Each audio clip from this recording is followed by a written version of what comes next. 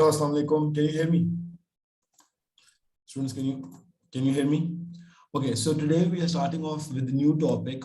Great, perfect. So today we are starting off with a new topic and its name is economic growth and development, right? So we'll talk about this. This is a very important topic from exam point of view, and every year you will see essay question related to this topic, right? Economic growth and development, right?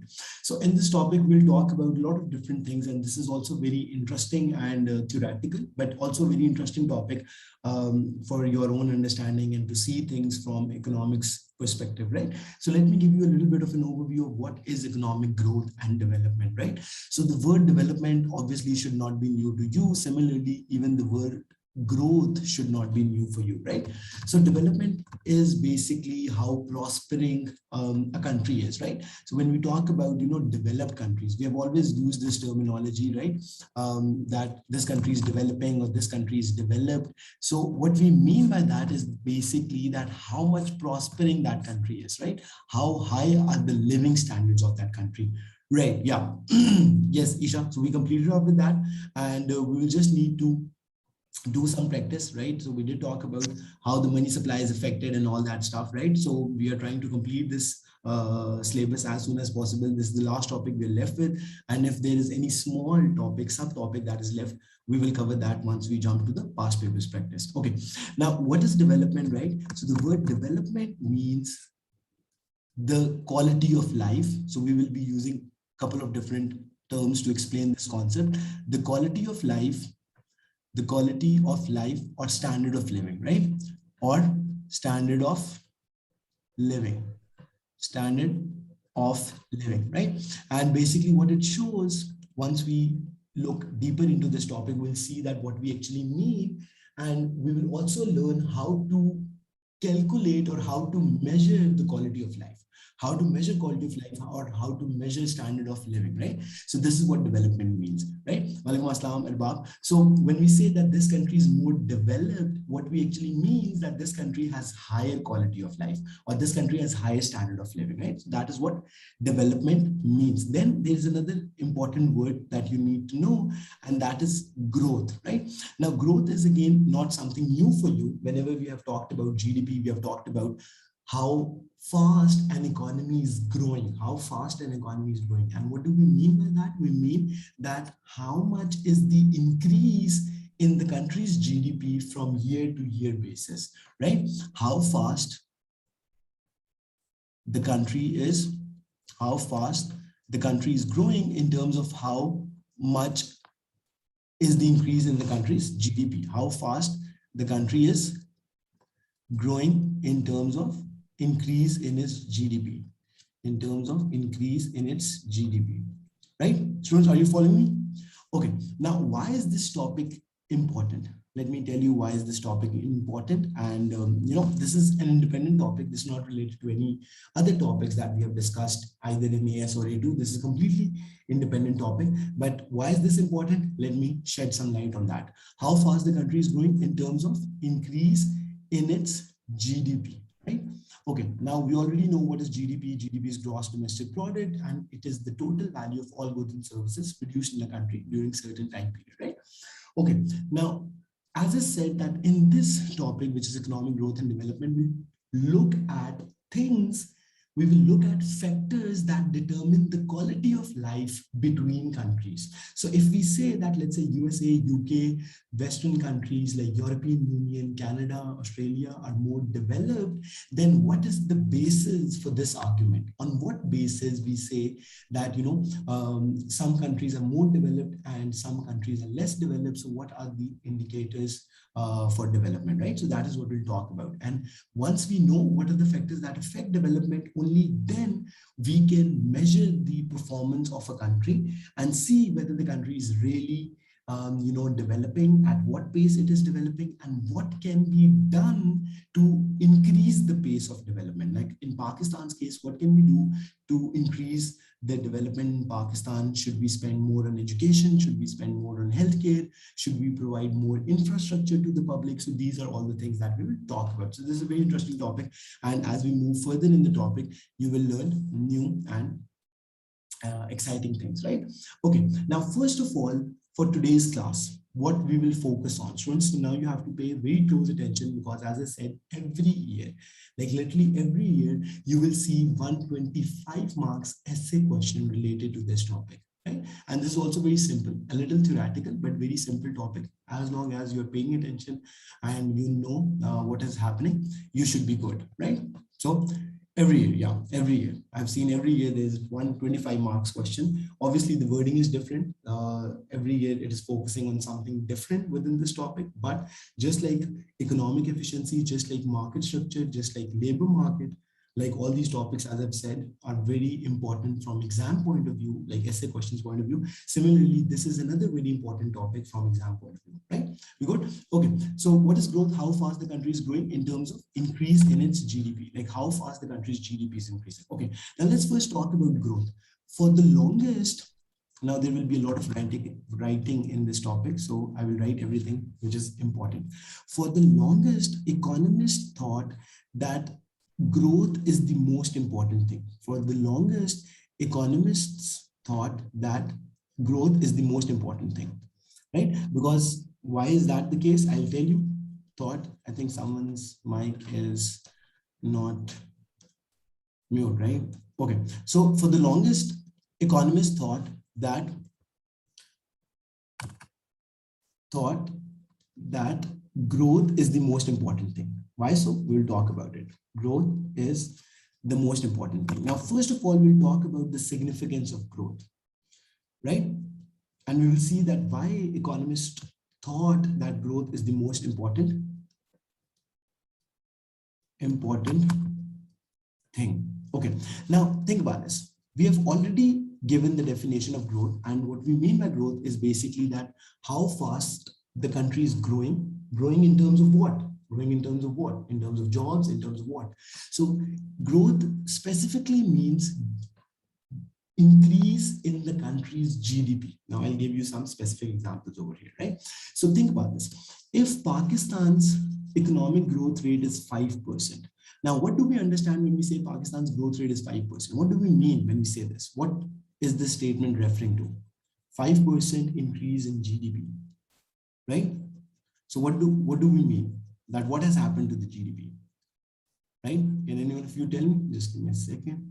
So if there is a statement that says a country, let's say Pakistan, has 5% increase in its GDP, that is the growth rate, right? So what does that actually mean? So what it actually means is that compared to last year, this year GDP rose by 5%. Exactly. Excellent, right? So compared to last year, let's say, right? So last year was GDP between 2019 to 2020, and this year it would be 2020 to 2021, right? Okay, now think about this. If last year between August, whatever the month it is, right? So let's say August to August, we are comparing the GDP, or this is September, right? So let's think September 2019 to September 2020. Similarly, this year would be September 2020 to September 2021, right? Okay, now if last year we had a GDP, I'm just giving you a very simple example so that you can understand, $100 billion. So if last year Pakistan's GDP, which is what? Which is the total value of all goods and services produced. So last year, between September 2019 to September 2020, the value of all goods and services that Pakistan produced was, let's assume, equals to $100 billion. Let's assume that was equals to $100 billion. Now, if there has been 5% increase in Pakistan's GDP during this time period, this means that this year, right? This year, Pakistan's GDP was $105 billion. Now, what it means that this year, the total value of all goods and services that Pakistan produced rose to $105 billion. $105 billion. Is there any confusion so far? Students, are you getting me? Now, do you understand what 5% growth means in this case, right? So this is economic growth rate. Sometimes you say economic growth rate, sometimes you say GDP growth rate, right? But both terms mean the same, right? Isha, are you following? So both terms mean the same, whether you say economic growth rate or you say GDP growth rate, right? Now, why is this growth important? Let's first understand that why is this growth important, and then we will understand that what is actually happening in this case, right?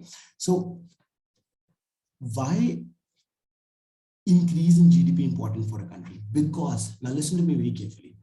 Compared to last year, it shows that this year, compared to last year, this shows that this year, Pakistan produced $5 billion more. Compared to last year, this year, Pakistan produced $5 billion more of goods and services, right? So Pakistan's, yes, we are coming to it. Very good, Irma. So compared to last year, Pakistan's produced more output. And when you produce more output, right? So this is the increase in GDP, right? $5 billion. So this means basically what? This means that there was more employment, right? So obviously, just think about this. If mega lecture is expanding, now I will give you a very specific example. Look at the micro level, and then we will analyze what is happening at the macro level. Micro, what is happening in one industry or at one business, and then we will try to understand what happens in the macro, in the bigger picture, in the country level, right? So if mega lecture has to grow and expand, what it means, it means to hire more teachers. It will hire more teachers so that more classes can be arranged, more subjects can be offered, and so on and so forth. So when our revenue increases, we grow, right? So for that, we need to hire more teachers. Hiring more teachers means more salaries for those teachers, right? And obviously, if this is happening at one firm level, similarly, this will happen at other firms levels as well.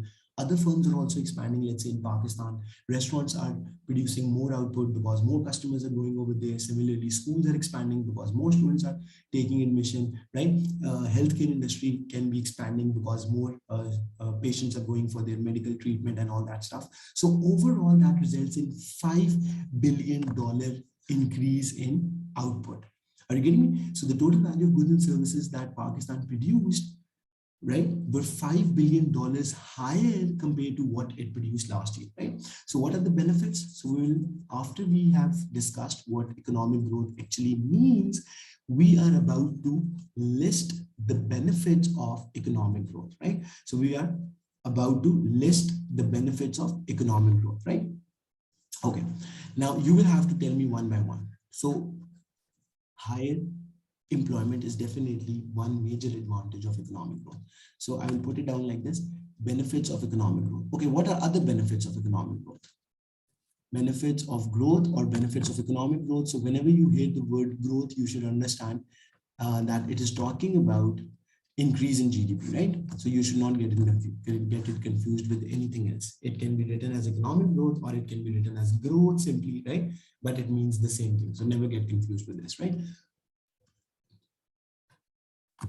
Right? So the first thing that you have to mention over here, more value of goods and services are being produced. More value of goods slash more value of goods, services is being produced. Any confusion so far?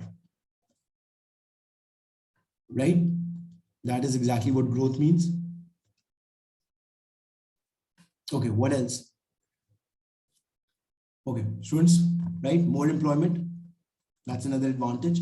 So why is more employment important? Obviously, we do know that low unemployment is the benefit, is a target of, it is one of the macroeconomic objectives that a country wishes to achieve, right? Because just imagine what is happening in countries like Pakistan, that we have a large young population. Every year, a lot of students graduate from universities, they do not have enough jobs, and therefore a lot of people go unemployed. That is a major problem because then it results in a lot of different problems that we'll talk about, right? So with unemployment, there can be higher crime rate because if young people are unemployed, they don't have jobs, they get frustrated, and then they can go on the wrong track, right? So that is why high employment is very important. Secondly, high employment is important so that citizens of the country do not get dependent on the country. How so? Think about this. Not in Pakistan, but in other Western countries, what happens? Unemployment benefits are being provided. So if anyone is unemployed, then the government will sponsor them. Every month, government gives them a certain amount of money, right? And where is this money coming from? Where does the government provide the unemployment benefits from? What money is being used by the government to provide unemployment benefits? Come on, students, shouldn't be hard. Where does the government get the money to provide the unemployment benefits? What do you think? Whose money is being spent on these benefits, right? So it is the tax money, exactly. This tax money, excellent, excellent. That's absolutely correct, right? So it is the tax money that we pay, very good, right? Which could have been spent on something else. So if there is less unemployment, this means that there will be less unemployment benefits, and therefore the government can put this money to some better use, like making better infrastructure, putting this money in education, putting this money in healthcare. So obviously, low unemployment is always a target, always a government target. Okay. Now that being said, okay, what are other benefits, right? Higher per capita incomes. Now, this is very important. Now, you have to pay close attention to what I'm about to explain over here. Higher per person, you can use the word per person or per capita. It both means the same thing. Per capita means per person.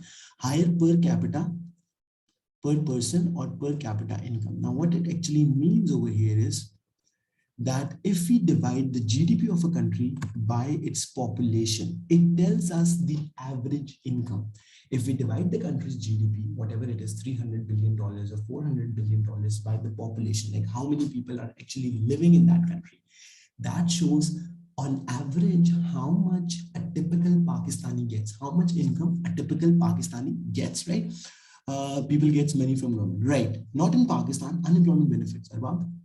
Have you heard about unemployment benefits? So unemployment benefits are people who claim that they are unemployed, they are unable to find jobs. Not this doesn't happen in developing countries like Pakistan, but in developed countries, especially in UK and European Union, these unemployment benefits are prevalent, right? So anyone who claims that they are unemployed, so government to sponsor them, government gives them, let's say, basic amount of money, £1,000 per month, or let's say £1,500 or euros per month, and so on, right? So obviously these people are burden on the economy, right? So government doesn't want that. Okay. Now higher per person or per capita income, you have to pay close attention to what I'm about to explain over here. Per person, per capita income. Now think about this. So to calculate GDP per capita, and we will also understand what this means, GDP per capita, what you need to do is to divide the country's GDP, which would be in dollars. Most of the times we are measuring it in dollars. Why? Because dollar is international currency. We can also calculate it in rupees and then convert it into dollars, or we calculate it in dollars and then convert it into rupees, but that is what it means. So GDP divided by population, GDP divided by population. Now let's first look at what this shows. So if Pakistan's GDP is, let's say, $350 billion, right? Just giving an example. So if any country's GDP is $350 billion, right? And how many people are living over there, right? How many people are, let's say, 220 million. We have a population of 220 million, right? So what would be Pakistan's per capita GDP? Can you guys calculate this for me? Can you do the calculation quickly and let me know what the final answer will be? And can you also tell me what this value shows? So do the calculation. In the numerator, we have 350 billion. And in the denominator, we have 220 million. So what would be per capita GDP? 1.6 billion? 1.6 billion? You have made a mistake over here.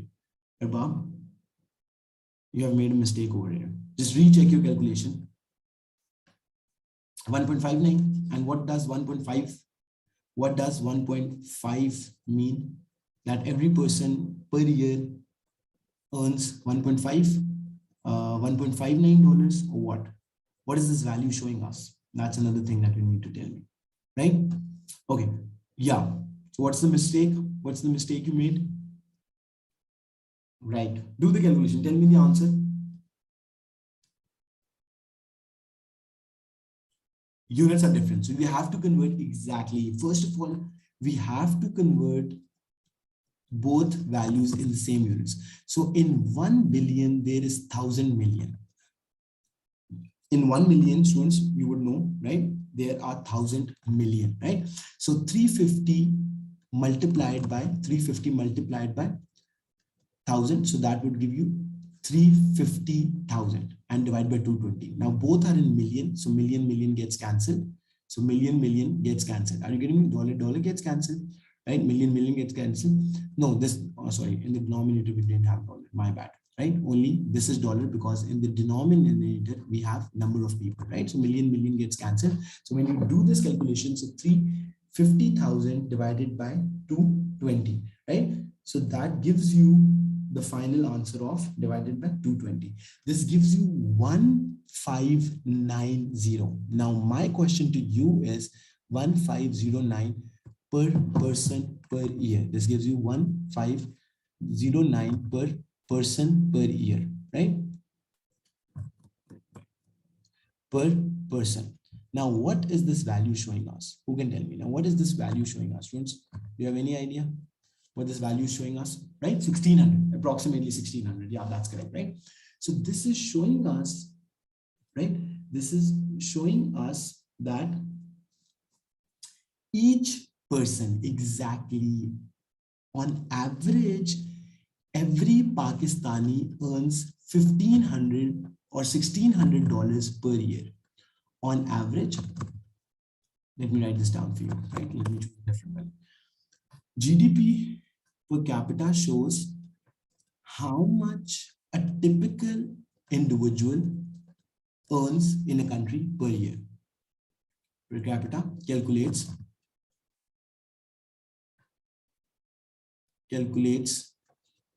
the income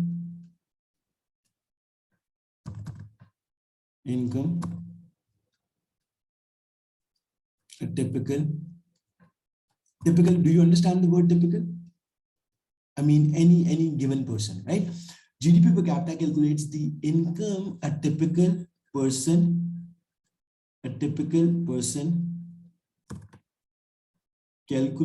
earns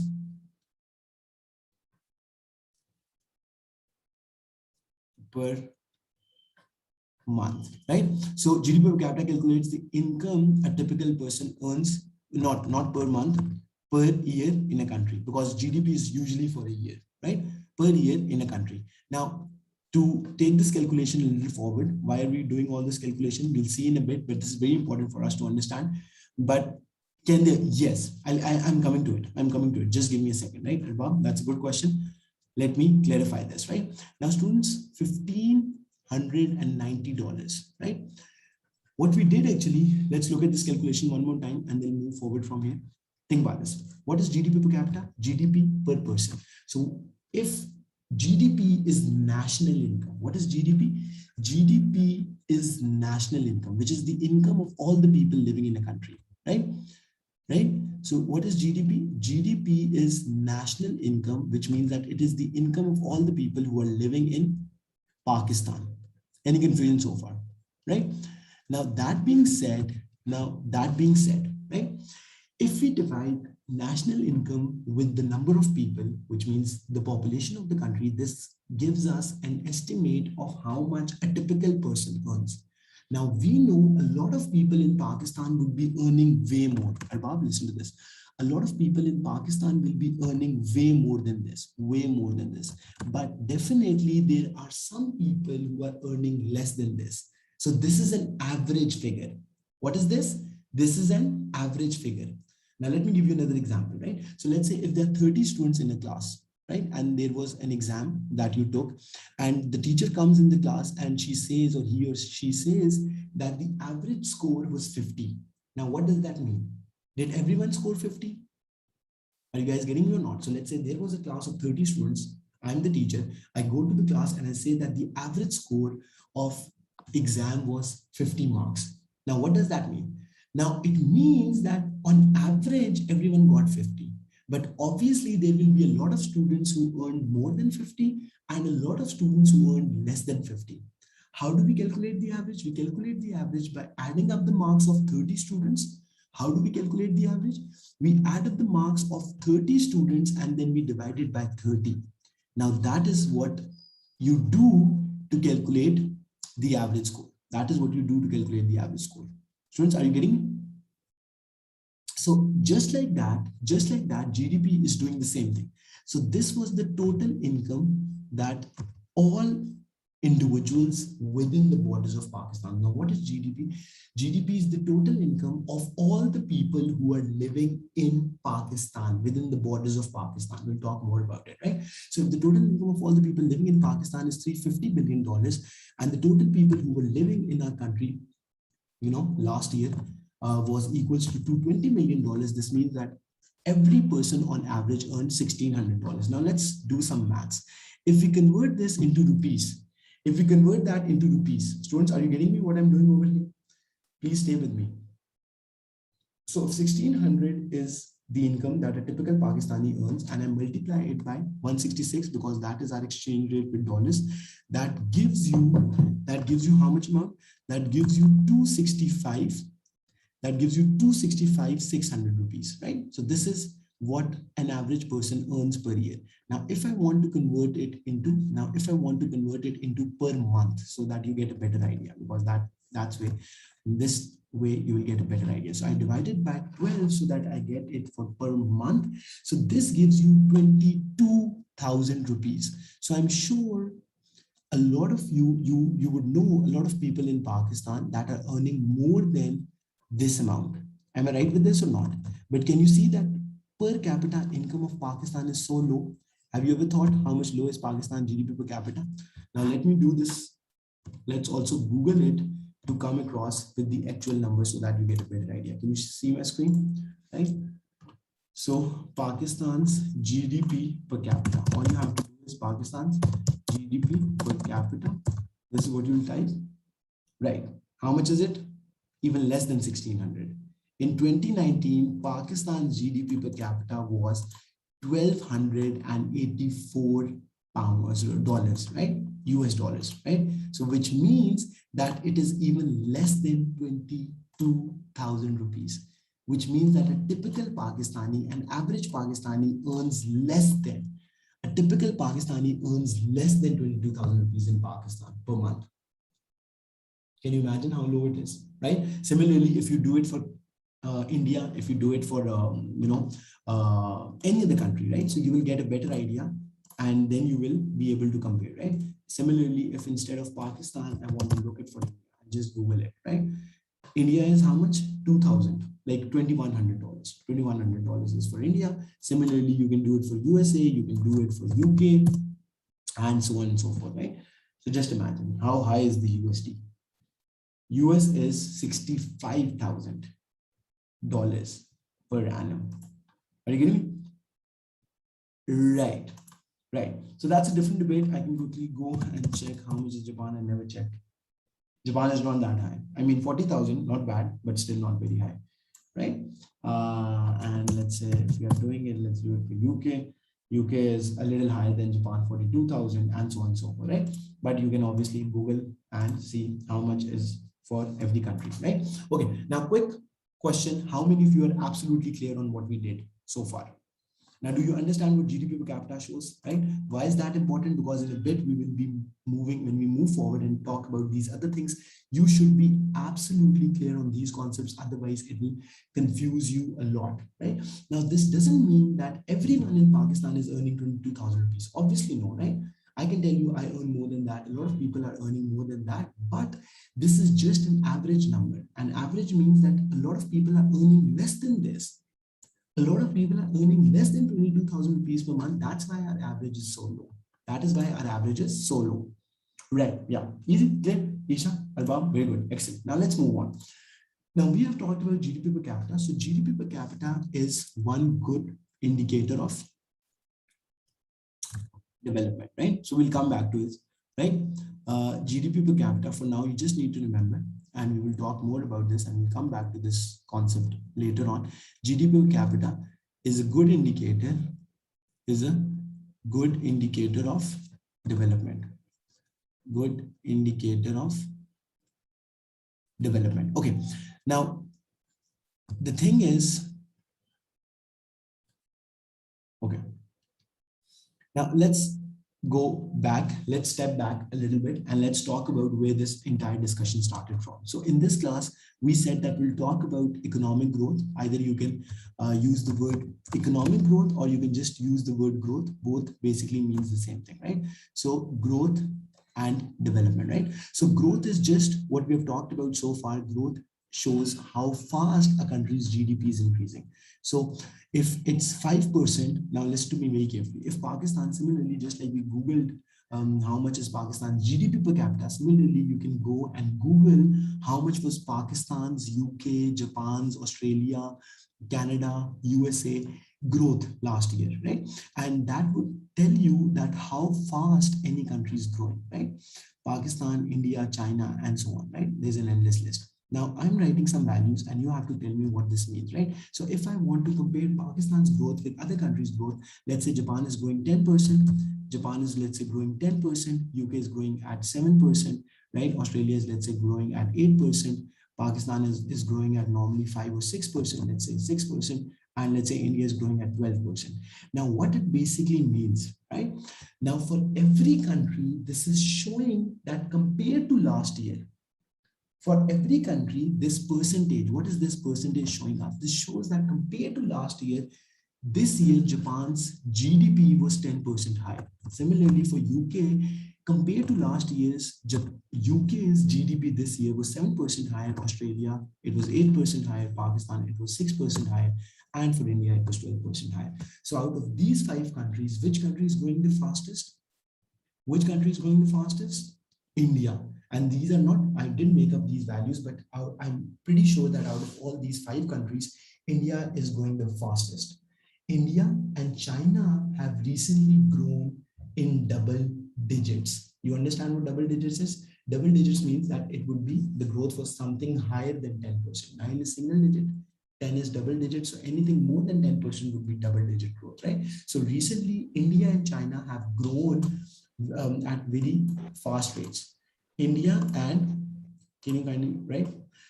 India and China have grown at very fast rates. Easy? Is this simple? Are we good? Can we move on? Okay. Now, this being said, right, we have talked about what is growth. Okay. Now, this is why growth is important. Now, let's come back to the discussion that we were having. Now, once we have understand what growth is, why in the past economists have, placed so much importance on growth. What is the reason? Why, for the longest, economists have thought that growth is the most important thing? Why? Because they did not know, right?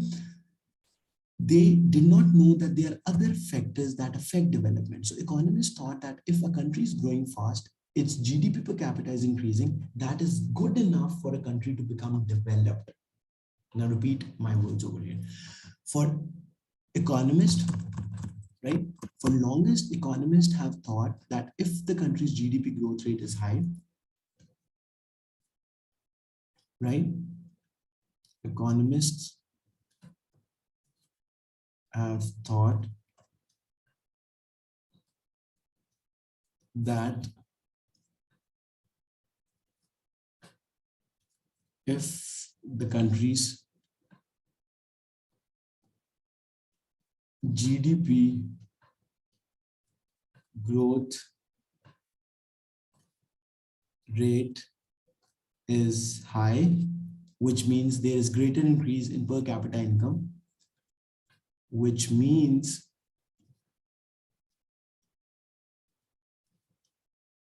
country's GDP per capita is growing at a faster pace. Per capita is growing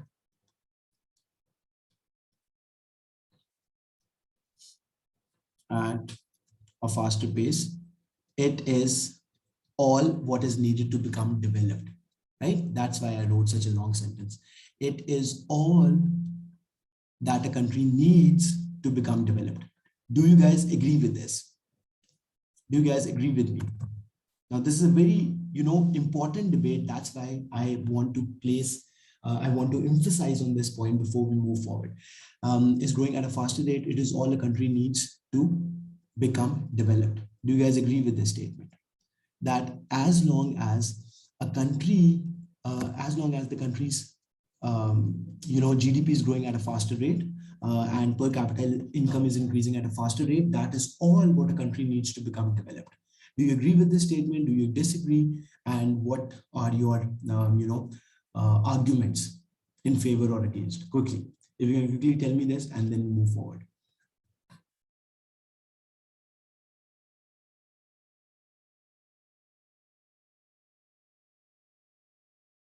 Okay, no idea. Okay, think about it. Students, now listen to me very carefully. Because if you have understood this argument, only then you will better understand what is coming up next in this topic, right? Now, the thing is, do you agree? Okay, Prabha, yes.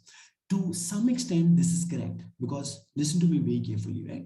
So if people, Pakistani citizens' incomes are very low, which means what? Which means that they cannot afford,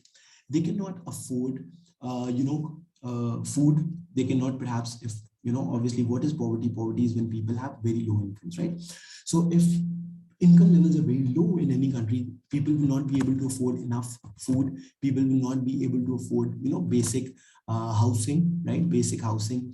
They will not be able to afford basic education and healthcare, and so on and so forth, right? Education, healthcare, and so on, right? So no one can deny the fact that some level of growth is important, right?